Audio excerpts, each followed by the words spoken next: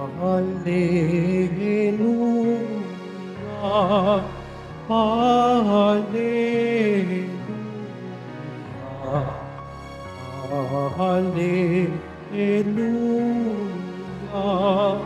Hallelujah, Hallelujah. Hirap kaisahan ni Kristo ay kapalarang totoo, kaloob ng Espiritu. Hallelujah, Hallelujah,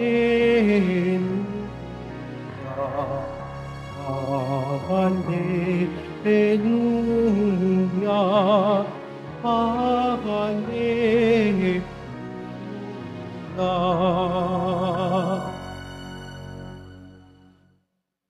Sumainyo ang Panginoon. At sumaiyo rin. Ang mabuting balita ng Panginoon ayon kay San Mateo. Papuri sa iyo, Panginoon. Noong panahong iyon, sinabi ni Jesus sa kanyang mga apostol, walang alagad na higit kaysa kanyang guro at walang aliping higit sa kanyang Panginoon. Masiyahan ang alagad na matulad sa kanyang guro at ang alipin na matulad sa kanyang Panginoon. Kung ang puno ng sambahayan ay tinawag nilang Beelzebul, lalo na nilang aalimurahin ang kanyang mga kasambahay. Kaya huwag kayong matakot sa kanila. Walang natatago na di malalantad o nalilihim na di mabubunyag.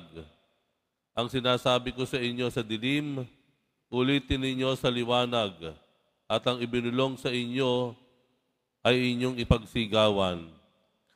Huwag ninyong katakutan ang pumapatay ng katawan, ngunit hindi nakapapatay ng kaluluwa.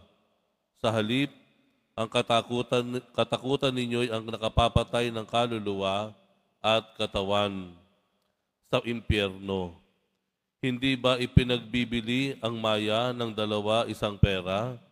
Gayunman, kahit isa sa kanila ay hindi nahuhulog sa lupa kung hindi kalooban ng inyong Ama.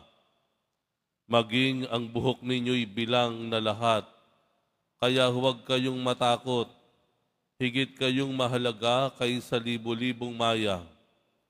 Ang sino mang kumilala sa akin sa harapan ng mga tao, kikilanlin ko rin naman sa harapan ng aking Amang nasa langit. Ngunit ang magtatwa sa akin sa harapan ng mga tao ay itatatwa ko rin naman sa harapan ng aking Amang nasa langit. Ang mabuting balita ng Panginoon. Pinupuri ka namin, Panginoong Heso Kristo. Magsiupo muna ang lahat. Meron bang taong walang kinatatakutan? Gusto niyo bang maging taong walang kinatatakutan? Kung wala tayong kinatatakutan, palagay ko, matagal na tayong wala sa mundo.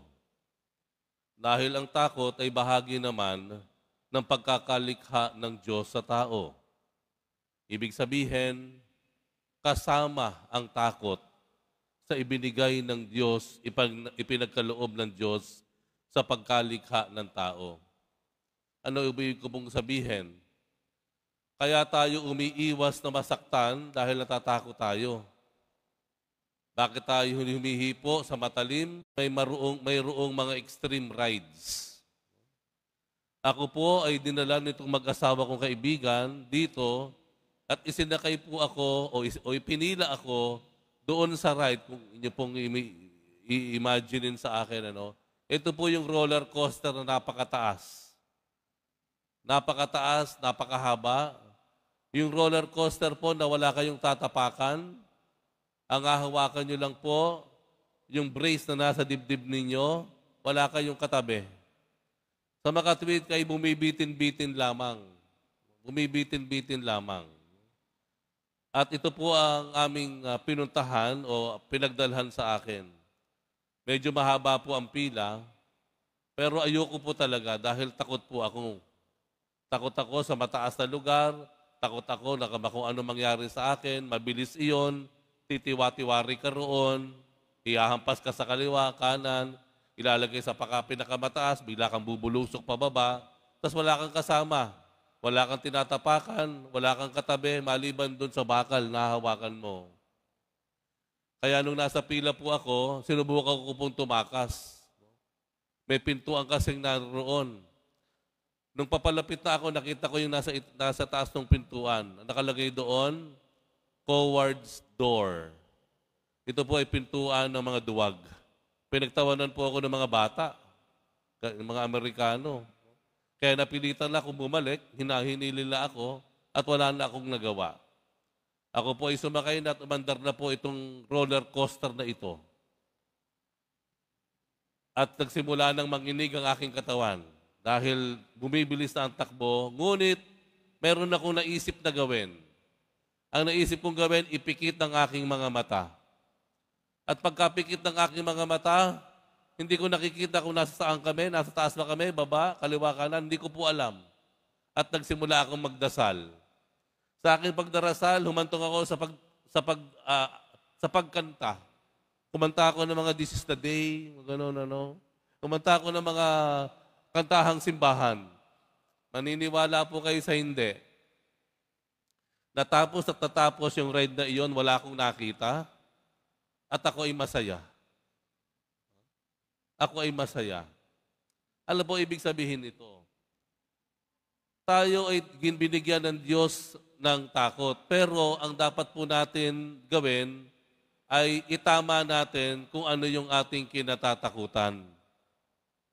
Okay lang po matakot, pero dapat alam natin kung ano yung ating kinatatakutan. Ano sabi sa Ebanghelyo? Ang sabi sa Ebanghelyo, sabi ng Panginoon, ang katakutan ninyo ay yung nakapagdadala ng kapahamakan ng inyong katawan, pati ng inyong kaluluwa sa impyerno. Huwag niyong katakutan ang sino man o anuman na ang kaya lamang patayin yung katawan natin na pisikal. Ang dapat daw nating katakutan ay yung nakakapatay ng ating katawan at nakapapatay ng ating kaluluwa. Yun daw yun. Sa makatwid, sino ang tinutukoy ng ating Panginoong Yesus? Ang ating Diyos. Dahil pareho niyang pwedeng kayang gawin ang dalawang ito. At anumang bagay sa mundo, hindi kayang gawin ito. Dahil ang kaya lang patayin ng mundo ay yung ating katawang panlupa. The physical body. Pero ang Diyos, pwedeng patayin pareho ang ating katawan, pati na ang ating kaluluwa, at ibulid tayo sa impyerno, magpasawalang hanggan. Natatakot ba tayong mawala ang Diyos sa atin? Natatakot ba tayong mapalayo sa Diyos? Natatakot ba tayo na mapahamak ang ating kaluluwa?